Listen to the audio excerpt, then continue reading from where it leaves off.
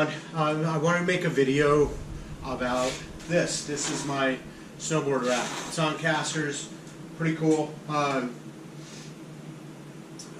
I'll put a cut list in the description for this size. You may want to like adjust it to your own deal. There are some changes. I would have built it a little bit different, but basically it's a bunch of 1x4s, and then these furring strips right here, just cheap wood, cheap basic pine, some cheap casters that I already had, and then a bunch of wood screws.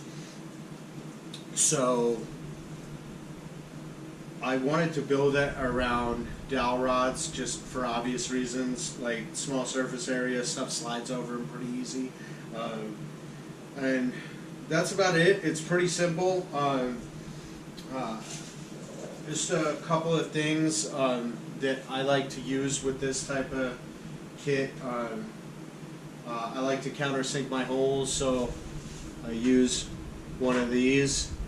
I also will pre-drill my holes. These are the screws that I use. They're, can you see? Yeah, you can see that. 1.5 inch number 8 screws.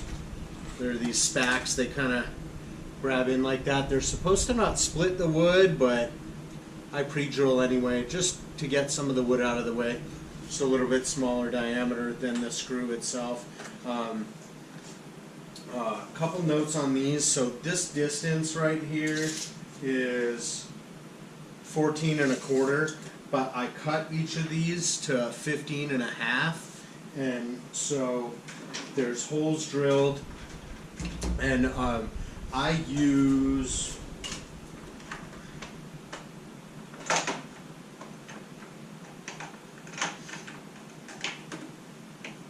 one of these. It's like a stop. It comes with this Craig kit, Craig jig kit.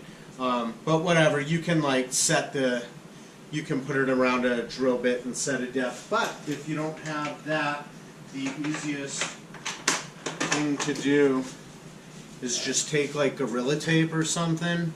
This isn't the bit that I use, but you can just put like a little piece of Gorilla Tape around there and use it as like a depth stop. So these pieces of wood, this is 1x4, so it's like 3/4.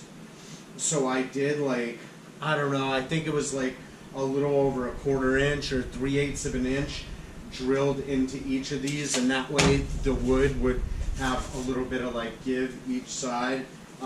It's in there pretty tight. I didn't glue them. This one you can like spin around. These you can kind of spin. Yeah, they spin around. So that's the hardest part, is like getting that all lined up together. You kind of got to do it on its side. Important feature here is a backstop. I just used a 1x6. You can use an extra piece of 1x4. The ballpark on this cut list is 1x2. These furring strips was 16 feet worth. The 1x4 was 16 plus 8 feet, so 24 feet plus an extra 3-footer for the back, so whatever, 27, 28 feet would be enough. The dowel rod was 22.5 feet. This is 3/8 dowel rod, 3/8 by 15. Here's the deal though. I left a couple open gaps for boards that I have bindings on, like my daily driver, that the bindings are never coming off that board, or you know, most of the time they're not, whatever. Doesn't really come off the daily driver very much. So I set it for that width, right? You know, this width right here. So boom, boom, boom. Cool, right? Got plenty of space. But then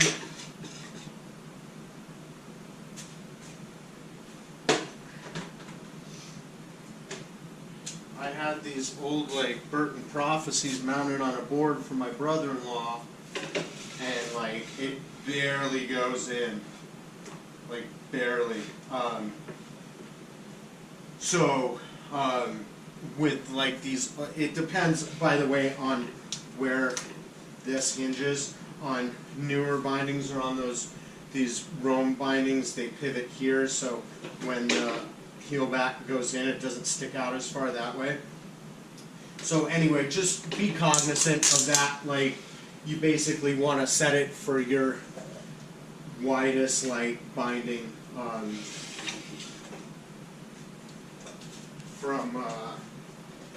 you want to set it for your widest binding from here to here. Only other custom thing, hi buddy.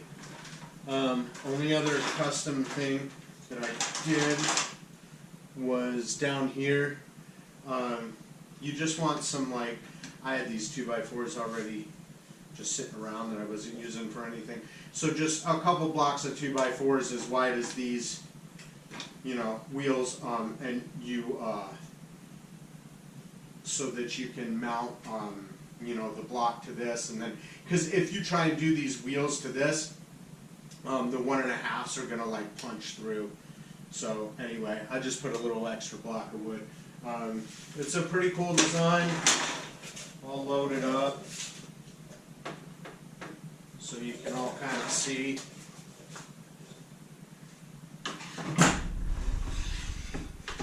The other thing is I didn't get the spacing here quite right. Some of these boards like kick up a lot in the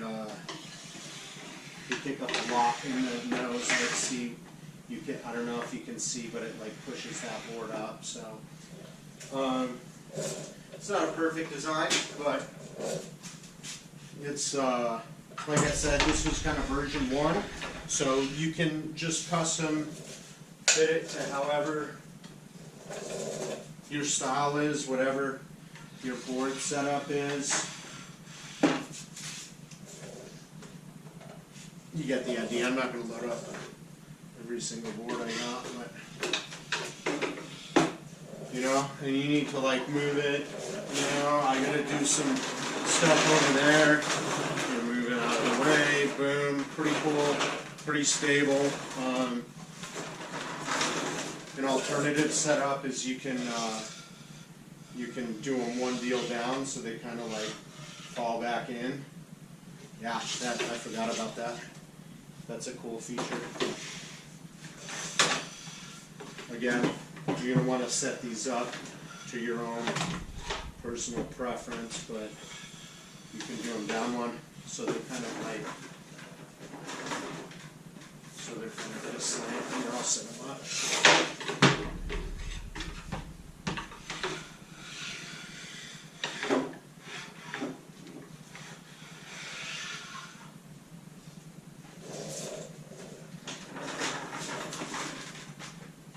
There you go. You can have them kind of, you know, kind of slanted if you want, so they kind of slide back in, whatever. Anyway, I just think it's kind of a cool, easy thing to have. You don't have to drill into any walls.